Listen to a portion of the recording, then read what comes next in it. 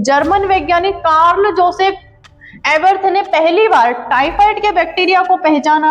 US में एक महिला हुई है जिसका नाम है मैरी मिलन और बाद में इसका नाम पड़ गया टाइफाइड मेरी। इसी ने फैलाया है टाइफाइड। गंभीर अवस्था में 3rd वीक में आंत में छेद हो सकते हैं। क्या आपको पता है कि सिर्फ गंदा पानी पीने से हमें एक ऐसा बुखार आ सकता है जो 104 डिग्री फ़ारेनहाइट तक पहुंच जाता है और कभी कभी ये ही बुखार हमारी छोटी आंत को भी फाड़ सकता है। इतना घातक होता है यह बुखार कि हमारी छोटी आंत में छेद करता है। हमारी छोटी आंत में छेद करने के बाद हमारे रक्त में मिल जाता है और रक्त में मिलने के बाद कभी कभी इतनी गंभीर स्थितियां हो जाती है कि हमारी मौत भी हो सकती है अगर समय पे इसका सही से इलाज नहीं किया जाए तो। और जी हाँ, यही बीमारी है हमारा टाइफाइड।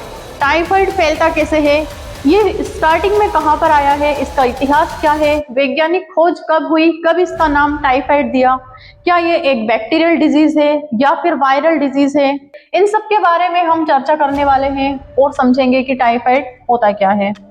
तो आइए बिना कुछ देरी किए अब अपने इस टॉपिक की शुरुआत करते हैं कि टाइफाइड क्या होता है। तो टाइफाइड क्या है? टाइफाइड एक संक्रामक इन्फेक्शियस बैक्टीरियल डिजीज है जो मुख्यतः किसके कारण फैलती है? कंटामिनेटेड फूड एंड वाटर के कारण फैलती है।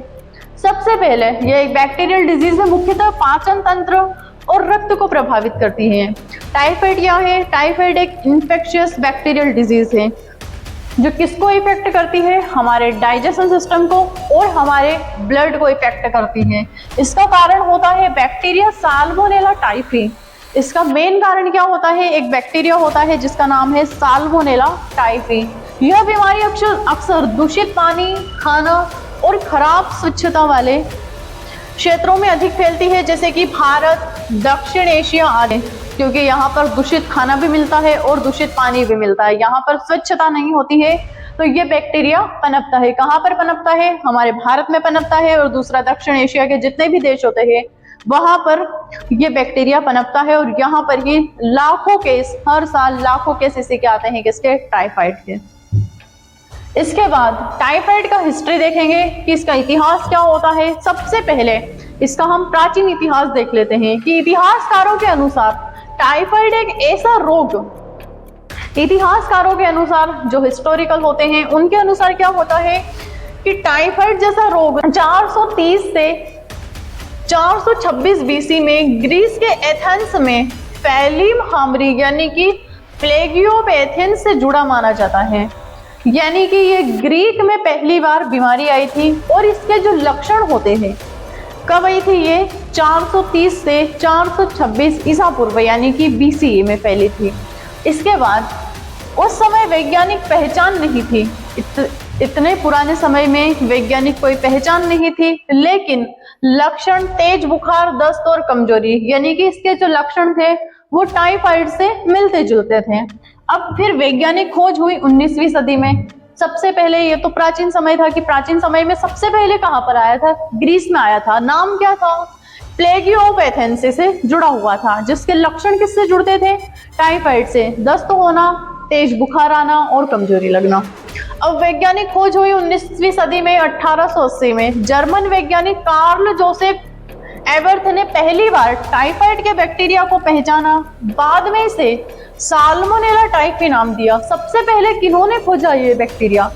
1880 में कार्ल जोसेफ अर्थ ने पहली बार खोजा था, जर्मन वैज्ञानिक ने, और नाम दिया था इस बैक्टीरिया का साल्मोनेला टाइफी। जब ये बैक्टीरिया खोजा गया तो इस समय से ये टाइफाइड को अलग बीमारी के रूप में समझा गया।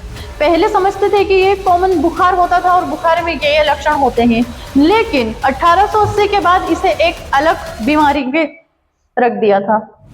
इसके बाद आधुनिक इतिहास क्या कहता है हमारा?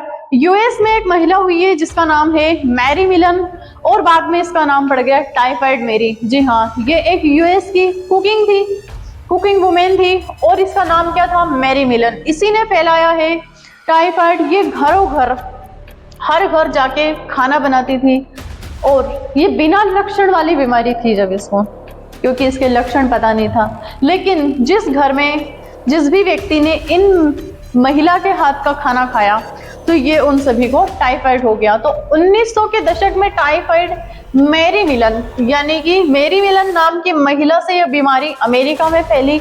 यह बिना लक्षण की कैरियर थी। इस महिला को जो ये बीमारी थी वो बिना लक्षण की कैरियर थी, यानी कि टाइफाइड सबसे पहले कहाँ पर आया, अमेरिका में आया। 1880 में इसकी खोज कर ली गई थी, लेकिन 1900 में ये अमेरिका में आया। मैरी मिलन, मैरी मिलन कौन थी? ये यूएस की कुकिंग वुमेन थी और ये घर घर जाकर खाना बनाती थी। और जब इन महिला को ये बीमारी हुई थी तो वो बिना लक्षण वाली थी। ठीक है, इसके बाद स्वच्छ पानी और वैक्सीन के कारण विकसित देशों में ये कम हो गया, लेकिन भारत में आज भी एंडेमिक डिजीज है। हर साल लाखों केस टाइफाइड के आते हैं। क्यों होता है हर साल लाखों केस टाइफाइड के क्यों आते हैं? क्योंकि भारत में स्वच्छता नहीं है।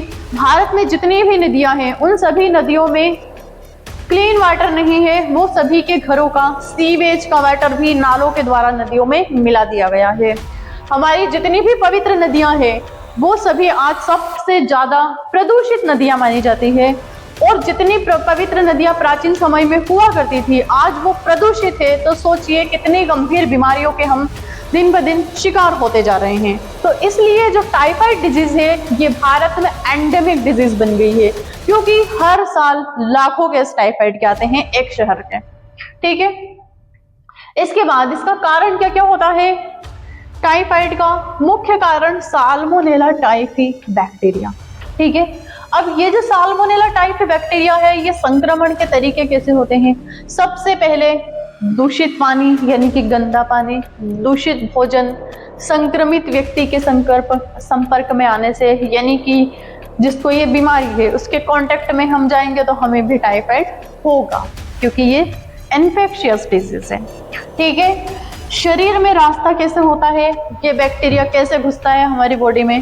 हमने गंदा पानी पिया, गंदा खाना खाया, दूषित भोजन किया, सबसे पहले मुंह में गया, मुंह के बाद हमारे डाइजेस्टिव ट्रैक्ट में जाता है, यानी कि आंत में जाता है, आंत को ये इफेक्ट करता है, आंत के बाद ये ब्लड में जाता है, ब्लड के बाद या तो ये यकृत में जाएगा या फिर स्प्लीन में जाएगा, यहाँ पर इन दोनों को ये इफेक्ट करेगा।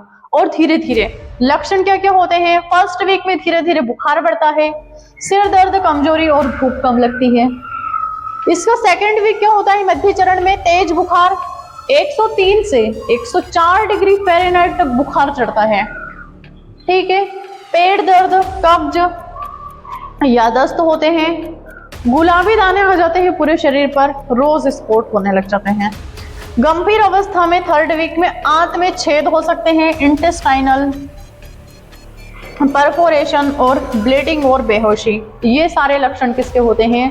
टाइफाइड के होते हैं। अगर सही समय पर इसका इलाज नहीं करवाया गया तो ये बैक्टीरिया हमारी छोटी आंत में छेद कर सकता है। छेद करने के बाद हमारे ब्लड में मिलता है और हमारी ब्लड वेसल्स को ब्लॉक कर देता है और धीरे धीरे व्यक्ति की मौत हो जाती है। इतना खतरनाक ये बुखार होता है। इसका डायग्नोसिस क्या होता है अब ये देखते हैं।